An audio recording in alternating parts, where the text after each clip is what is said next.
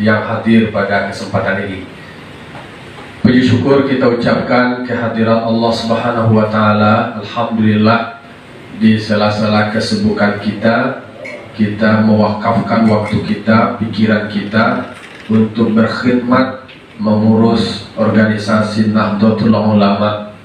Semoga khidmat ini akan menghadirkan keberkahan. Amin amin ya rabbal alamin.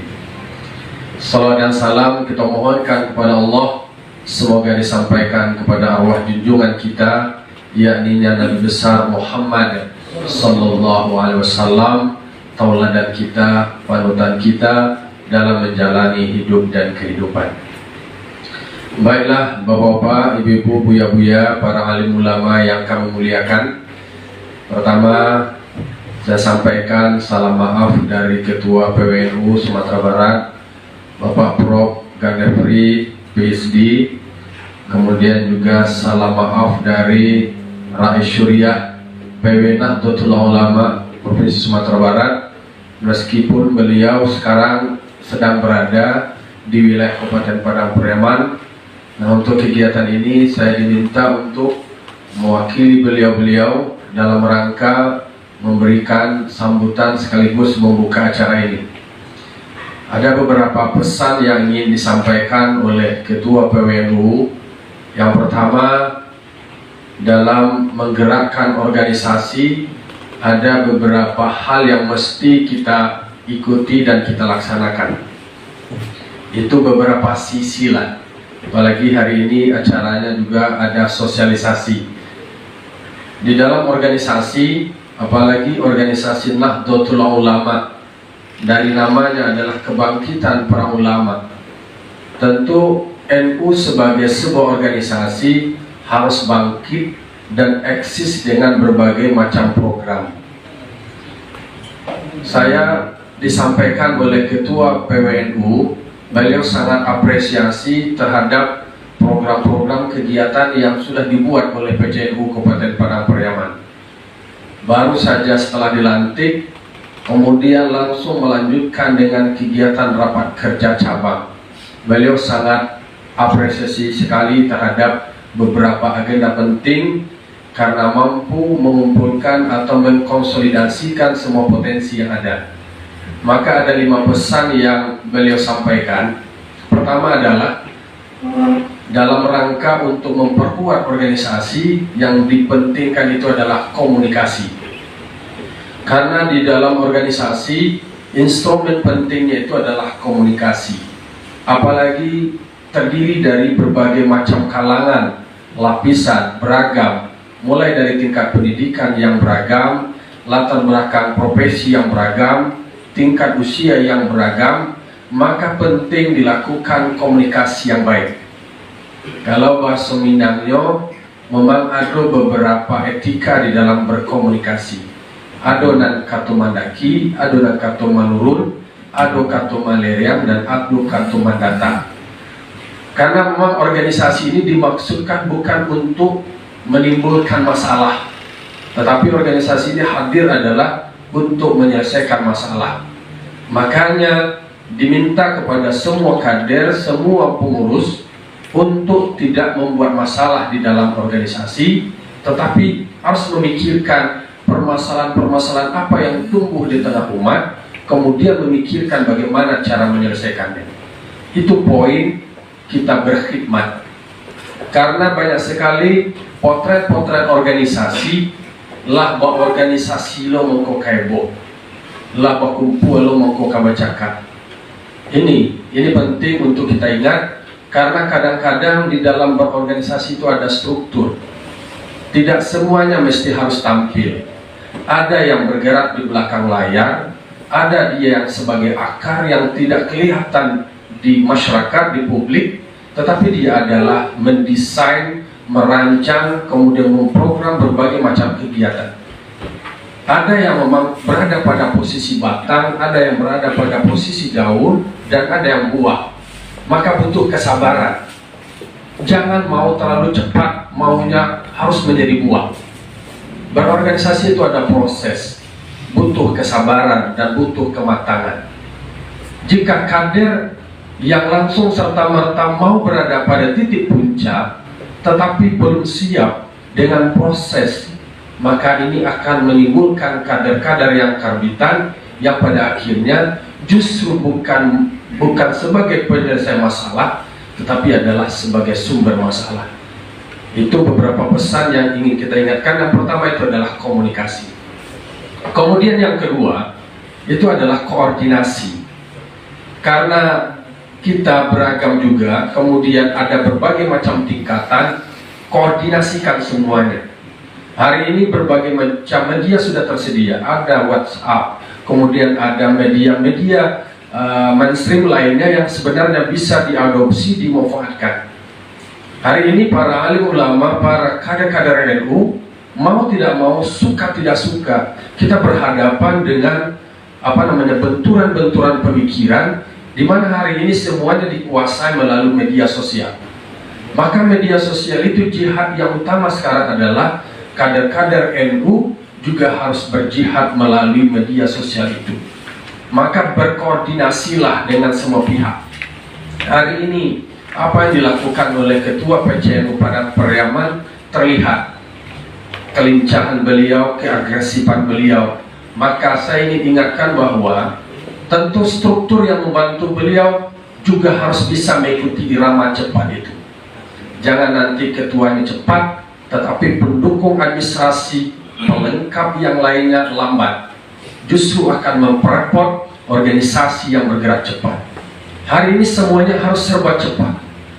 Peluang, momentum itu dia tidak akan datang berulang kali. Ketika ada kesempatan, ketika ada momentum, dijemput, kasihkan. Ada semua peluang, ada Kementerian Agama, semuanya dikoordinasikan. Maka dari koordinasi ilaman abang, atau kita ringkas saja Padang Pariaman, al Padang Pariamanu an-nahdiyun ilaman abang. Jadi klaim kita bahwa sebenarnya masyarakat Padang Pariaman secara kultur, kemudian secara amaliyah, itu boleh kita katakan mayoritas itu adalah nahdiyin. Tapi persoalan agenda ke depan itu memang perlu kaderisasi dari aspek harokah, kemudian dari aspek fikrah dan juga ghirah. Mungkin secara amaliyahnya semuanya adalah Ahlus Sunnah wal Jamaah, tetapi ada doktrin keislaman dan kebangsaan yang dimiliki oleh Nahdlatul Ulama.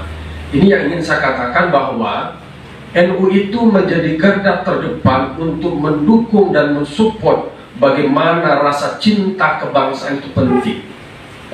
Karena dengan bangsa yang merdeka, yang aman, yang seperti sekarang ini, sehingga kita beramal pun menjadi baik, aman dan nyaman. Jadi tidak ada lagi teror, tidak ada lagi intimidasi. Ini adalah penting untuk kita pertahankan. Apalagi hari ini adalah hari terakhir masa persiapan atau minggu tandangnya proses kampanye. Besok adalah masa pemilihan kepala daerah. Sebagai sebuah organisasi yang kemudian punya agenda visi kebangsaan, maka seluruh warga Nahdlatul Ulama Kabupaten Padang Pariaman dan Sumatera Barat, kita himbau, kita ajak dan kita dorong supaya mereka datang ke TPS, kemudian mempergunakan haknya dengan sebaik-baiknya, tentu tetap dengan menggunakan protokol kesehatan. Karena itu adalah bagian dari sebuah ikhtiar kita, dari sebuah komitmen kita, komitmen kebangsaan kita, bahwa kita adalah memilih pemimpin masa depannya nanti kita 5 tahun ke depan itu berada di tangan kita besok. Ini perlu kita edukasi dan kita ajak warga-warga kita. Tidak boleh ada tokoh NU, ulama NU yang kemudian mengatakan corona itu tidak ada, kemudian mengatakan pilkada itu tidak ada gunanya dan segala macamnya. Kalau masih seperti itu, maka perlu dilakukan lagi yang namanya madrasah kader NU. Jadi saya minta nanti cabang Kabupaten Padang Pariaman untuk terus tidak sekedar pertemuan-pertemuan ini, tetapi juga ada penguatan ideologi secara organisasi yang terstruktur dan terorganisir melalui level-level pendidikan kader, dan kemudian proses bagaimana memahami visi-visi kebangsaan itu sendiri. Jadi itu beberapa hal yang ingin kita sampaikan dari apa yang disampaikan oleh Ketua PWNU Sumatera Barat. Meskipun tadi karena memang hadirnya saya di sini adalah sebagai wakil Ketua PWNU. Karena tadi di atas mobil saya juga pakai baju Basnas. Untung saja di atas mobil saya pakai baju batik, saya ganti supaya jangan keliru nanti posisinya. Terkait dengan pekerjaan saya, apa yang disampaikan oleh Bapak Kemenag tadi yang juga kasih penyelenggaraan zakat dan wakaf, bahwa Basnas sebagai sebuah lembaga pemerintahan yang non-struktural memungut zakat para muzaki kemudian mendistribusikan kepada para mustahik. Ada beberapa program yang berkaitan dengan pesantren.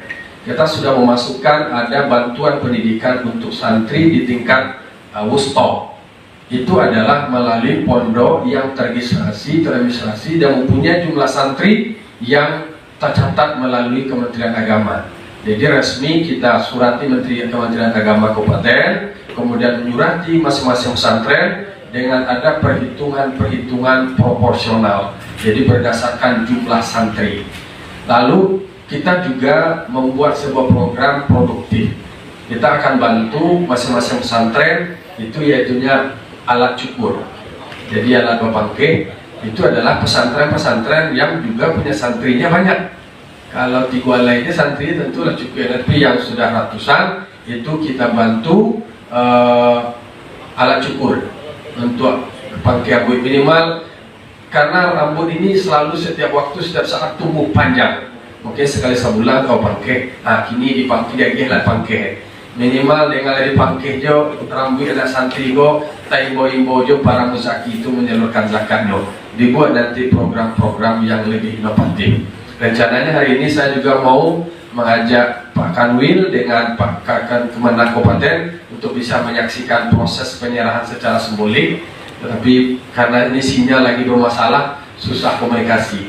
Kalau jika memang ada kesempatan kita kasih aja distribusinya di sini, karena juga ada perwakilan dari pondok pesantren.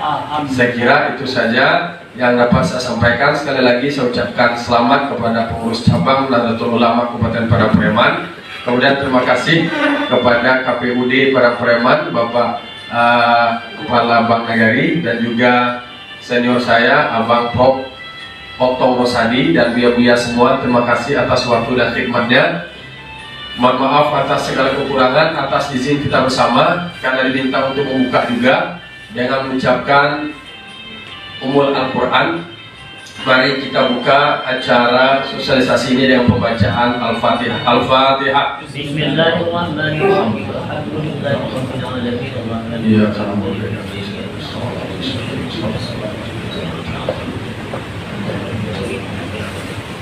Terima kasih buya-buya kami yang kami hormati dan kami muliakan. Wallahul muwaffiq ila aqwamit thoriq. Wassalamualaikum warahmatullahi wabarakatuh.